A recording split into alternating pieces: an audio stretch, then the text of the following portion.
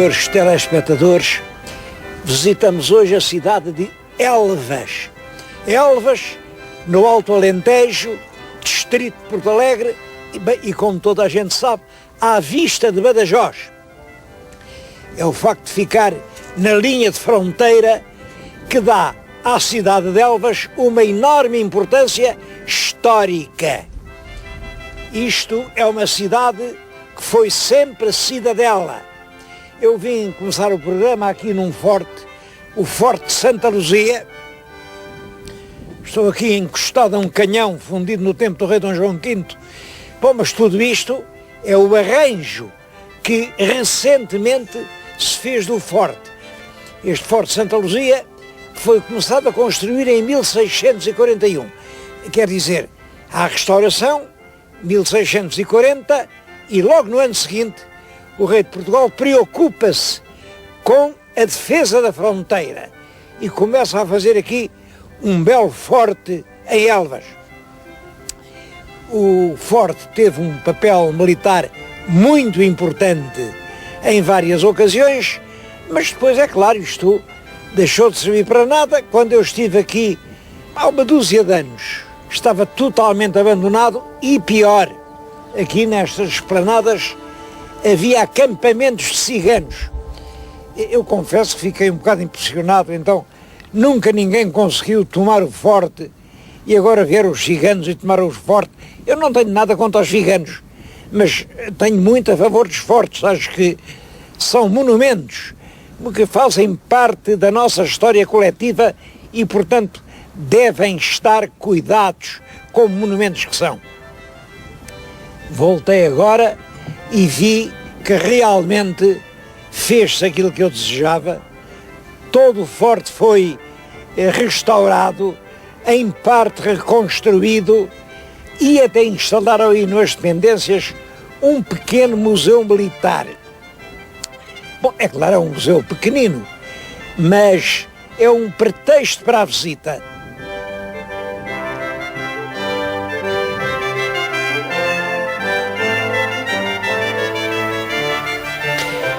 A história de Elvas, desde o princípio de Portugal, é uma constante história militar, de guerras contínuas. O Dom Afonso Henriques conquistou Elvas e depois perdeu-a. O Dom Sancho I voltou a conquistá-la e voltou a perdê-la. O Dom Sancho II conquistou-a.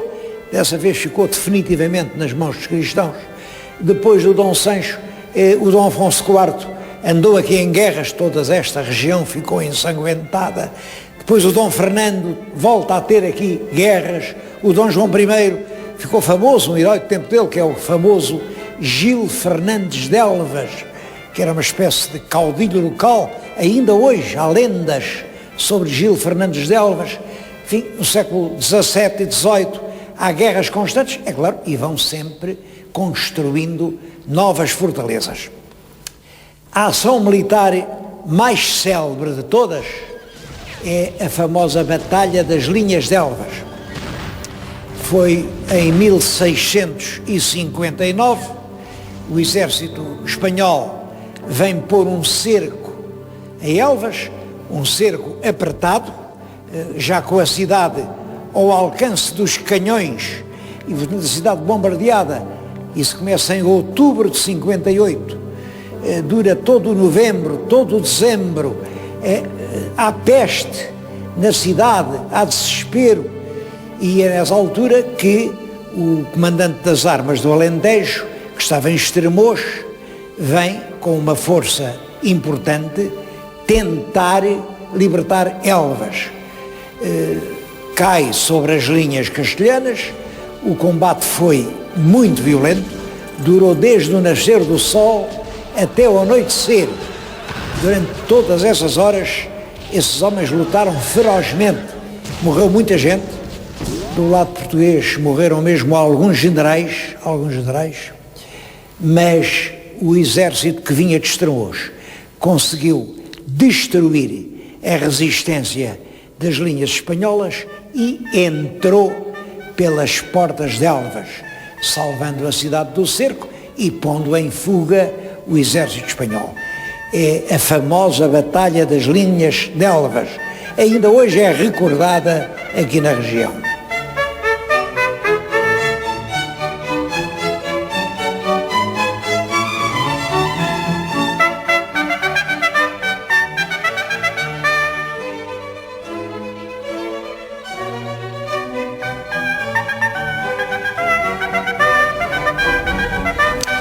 Essa batalha teve consequências definitivas no desenvolvimento da guerra, porque restituiu realmente aos portugueses um grande ânimo e cerca de uma dezena de anos depois assinou-se a paz e foi reconhecida a independência de Portugal.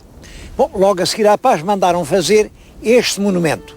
É uma memória, tem um longo letreiro, eu vou só ler as últimas linhas, dizem isto: esta memória se pôs para que os mortais deem graças ao Senhor, Deus dos exércitos e das vitórias, e roguem pelas almas dos que se acharam e deram as vidas em tão singular e porfiada batalha, que durou das 9 da manhã até se cerrar a noite. Ainda hoje, o dia da batalha, o 14 de janeiro, é o feriado municipal em Elvas. E todos os anos, às 9 horas da manhã, aqui neste cabeço, juntam-se as forças vivas que vão processionalmente a entrar numa das portas da cidade. É realmente bonita esta conservação de um culto aos que deram a vida pela sua pátria.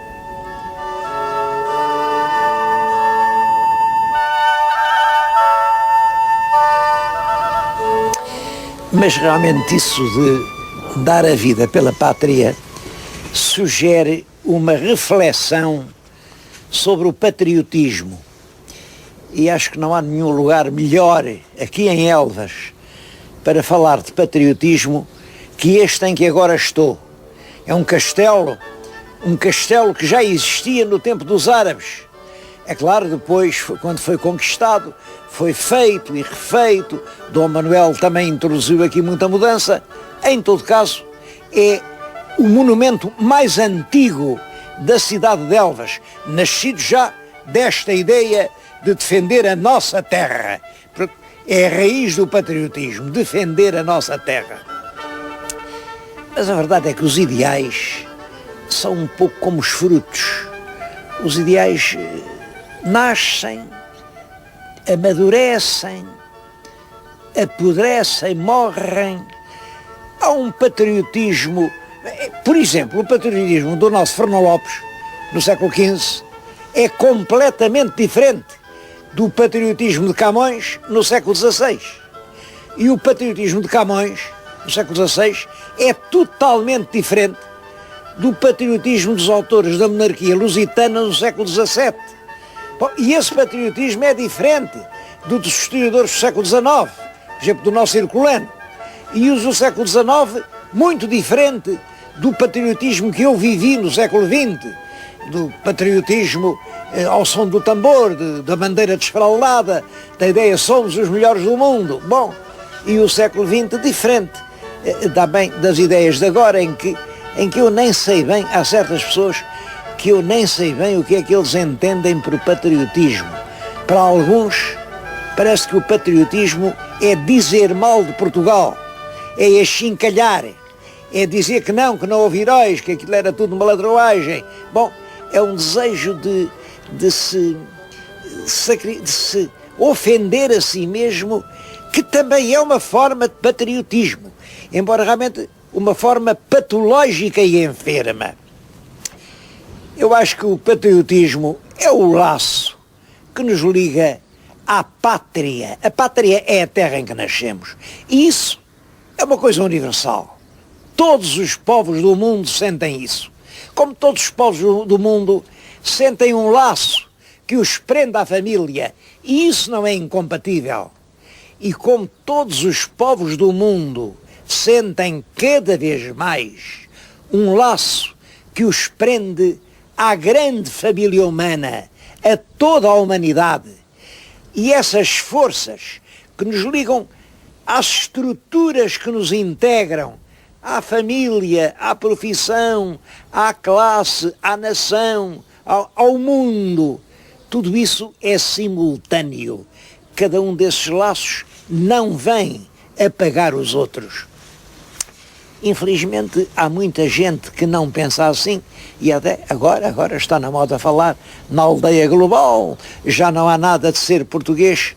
Eu penso que realmente isso é um engano e que para ser europeu não há caminho melhor que ser cada vez mais português.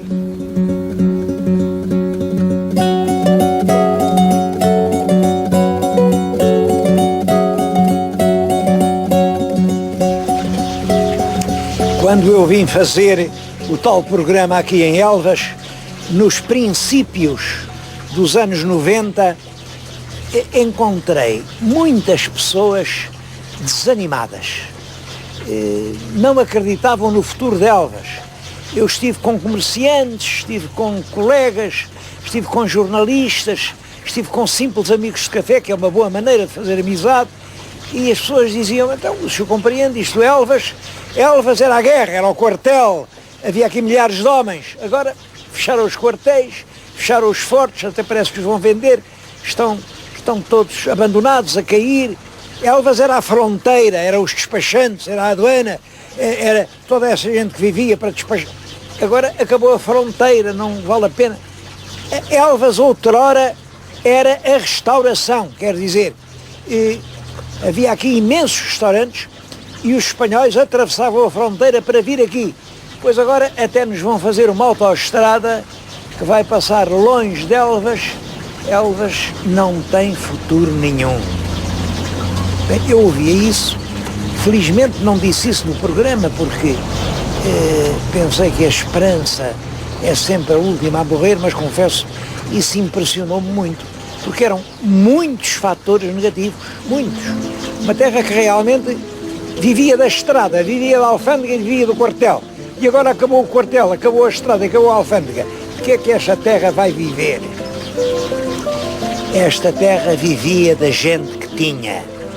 E essa gente foi capaz de dar a volta. Eu acabo de sair aqui de um restaurante onde o dono me disse, com um certo orgulho, que todos os anos mais de 100 mil espanhóis atravessam a fronteira para vir comer na casa dele. Mas o que é que a sua casa tem de diferente? Não, a minha casa é como as outras, é uma casa que serve bem, procura ir ao encontro do que eles querem. E eles querem o que lá não têm. Em Espanha há tudo, claro que há tudo, mas não há o costume do belo peixe fresco, não há o costume do marisco, não, isso está fora dos hábitos espanhóis. A Espanha tem uma culinária de planalto interior, é tudo na base da carne, do sabor saturado. Bom, o português não, nós temos uma cozinha litoral, não há nada como um bom peixe em Portugal. Eu também tenho andado por esse mundo e acho que é das melhores coisas que há neste país, é realmente o peixe. Todo o peixe, não é só o cherne, é todo o peixe, a começar pela sardinha, há lá nada como o peixe português. Ora bem, o dono deste restaurante achou esse caminho, importa todos os dias o melhor peixe dos portos portugueses, vem de Peniche, vem de Sesimbra e serve peixe fresco, marisco requintado e uma coisa que os espanhóis adoram o bacalhau dourado. Também não é costume, o bacalhau não é costume em Espanha, tem outros costumes.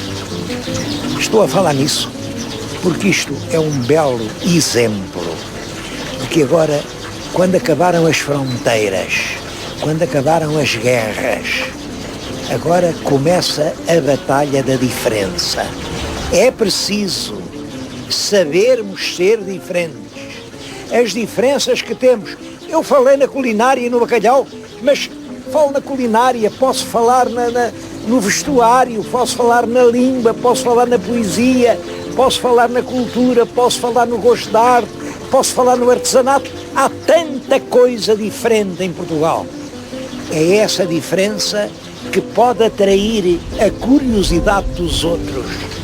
E a Europa será tanto mais Europa, quanto mais diferente conseguir ser. Eu conheço outros continentes, não vou dizer quais, onde uma pessoa anda milhares e milhares de quilómetros. Encontra sempre a mesma comida, na mesma mesa, não é uma mesa posta, lá não se põe a mesa. Os mesmos regimes, as mesmas sapatilhas, as mesmas maneiras, as mesmas estradas. Bom, felizmente na Europa não é assim. Se eu atravessar a Europa, se eu for a qualquer cidade, se eu for daqui a Berlim, se eu for daqui ao centro da Itália, atravesso dezenas de lugares completamente diferentes, com gostos diferentes, monumentos diferentes, paisagens diferentes, comidas diferentes, e cada dia é uma aventura.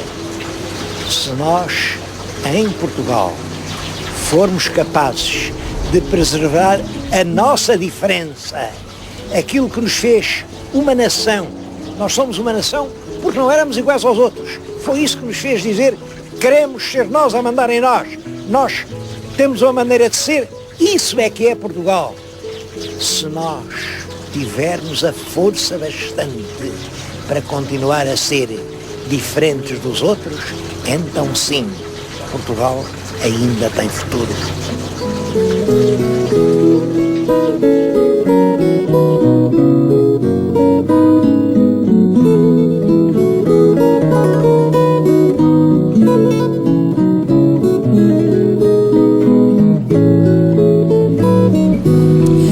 Há muito mais coisas para ver em Elvas, porque Elvas é realmente uma cidade monumental e nós nem sempre temos isso presente. Os monumentos de Elvas, até há pouco tempo, eram sobretudo militares. Ainda hoje, o que para mim é o principal monumento de Elvas, que é a moldura de muralhas que envolve toda a cidade, ainda hoje isso é considerado um prédio militar, por sinal que está muito mal conservado. Cresce a vegetação, não está posto em evidência. É claro, tem trechos muito bonitos, como as portas do século XVIII, os revelinhos, os pontos dos canhões, mas é todo o conjunto que pode fazer desta cidade um grande atrativo turístico. É claro que o que se considera o emblema de Elvas é o aqueduto. Estou a falar diante do aqueduto da Amoreira. O aqueduto é realmente uma grande construção e tem uma história excepcional. Antigamente Elvas tinha sede, tinha realmente um poço com uma nascente, mas a terra tinha sede. Então o povo de Elvas, que no ano de 1498, reparem, exatamente o ano em que Vasco da Gama chega à Índia, o povo resolve contribuir com um real em cada arratel de carne, um real em cada porção de peixe, um real em cada pão que come, e com tudo isso queria-se para fazer um aqueduto que traga água, daí a expressão Real d'Água. O Real d'Água nasceu em Elvas, claro. Depois houve outras terras, viram que ideia tão boa, arranjaram um real d'água para fazer isto e aquilo, e por todo o país se espalhou esse imposto do real d'água, que também causou muitos protestos. Mas foi aqui o povo de Elvas que aprova o real d'água, o rei concorda, estas obras que estão a ver, começaram no ano de 1500, exatamente no ano da descoberta do Brasil, e pode dizer-se que até hoje não pararam, porque o aqueduto tem 7 km. Não são 7 km todos assim levantados em arcos, uma grande parte é subterrânea, fica debaixo do chão, e uma outra parte corre ao nível do solo. Bom, mas em todo o canal corre a água, E a água aqui é muito, muito calcária. Chamam isso o corroio. A verdade é que de 10 em 10 anos o cálcio no canal sobe 20 centímetros. Bom, é portanto preciso estar constantemente a desentupir o cano. Além disso, é claro, há o mau tempo, há os vendavais, há os solos pouco firmes e é preciso fazer estes gigantes, é robustecer os arcos. Os trabalhos continuaram sempre. No século XVII, em 1622, foi preciso passar o real de água para 2 reais de água. 2 reais por cada rátel de carne, por cada peixe, bom. E o povo pagou sempre para poder ter a sua água. De certo modo, este monumento representa a perseverança, a tenacidade, a capacidade de suportar um sofrimento, porque a água, que é serviço de todos, tem de ser paga por todos. Aí está a diferença entre o serviço público e o serviço privado. É que o serviço público tem de ser pago por todos. O serviço privado tem que ser pago por aqueles que dele tiram algum proveito. Isto era serviço público. Era a água que matava a sede. E todos os habitantes, durante estes séculos, o têm vindo a pagar.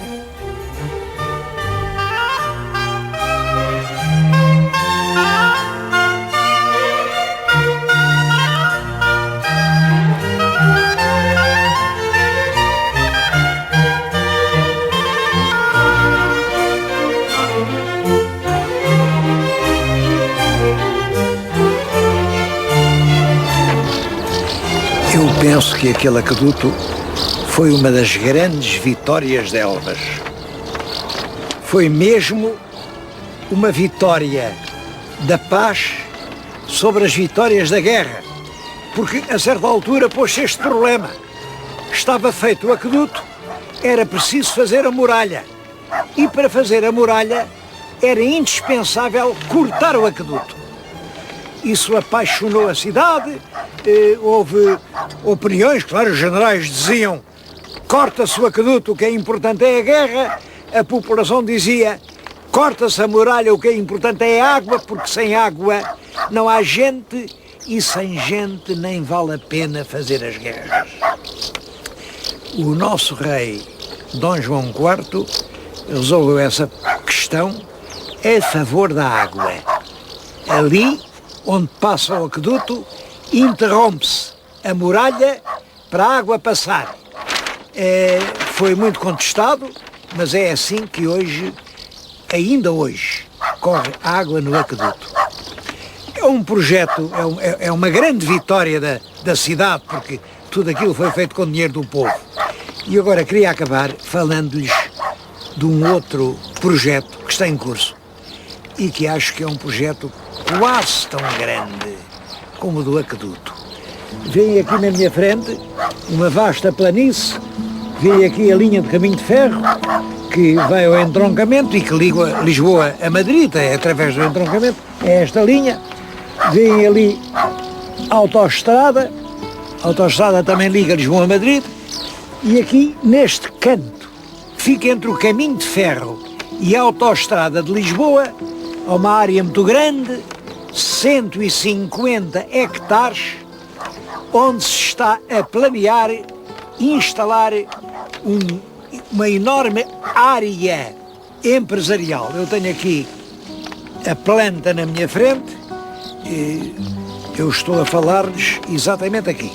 O ponto em que eu estou é aqui. Vê-se aqui o comboio vai ter ali a autoestrada e tudo isto é para transformar numa zona industrial com áreas de várias naturezas, mas tem cerca de 150 lotes, tem indústrias de toda a natureza, tem ali um setor de armazéns muito grande, tem áreas verdes, bem, tem tudo quanto pode ter uma grande área industrial do futuro. Já estão em curso as expropriações. Isto é um projeto a arrancar. Vai custar, em preços de agora, 10 milhões de contos. Pensa-se que estará pronto dentro de 8 anos.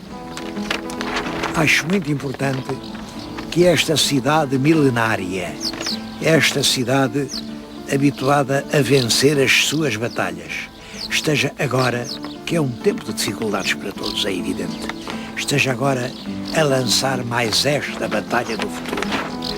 Eu não sei se daqui a 8 anos ainda cá poderei vir para ver se ganharam também mais esta batalha de Elvas ou não. De qualquer maneira, aqui fica o meu voto para que assim seja. Vai ser mais uma vitória de Elvas. Vai ser mais uma vitória da paz.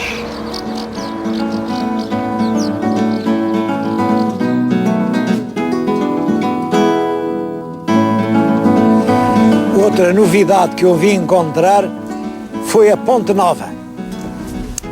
Como sabem, há aquele drama de Olivença. Olivença, uma cidade que era portuguesa, os espanhóis apoderaram-se dela e até hoje existe esse espinho entre as relações, porque de facto os portugueses dizem de direito a cidade é portuguesa. É certo, mas de facto a cidade é espanhola. E como havia esta discussão, a ponte, que estão a ver, a ponte foi destruída numa das guerras, vê-se perfeitamente ao meio a parte que foi destruída para não passarem tropas, e depois disso ninguém a quis reconstruir, porque quem quer que a reconstruísse estava a reconhecer o direito do outro. Andámos mais de 100 anos a discutir essa questão, até que finalmente, como fazia falta uma ponte para passar, fez-se o que se devia ter feito logo de princípio. Está ali uma ponte nova, uma belíssima ponte onde se passa.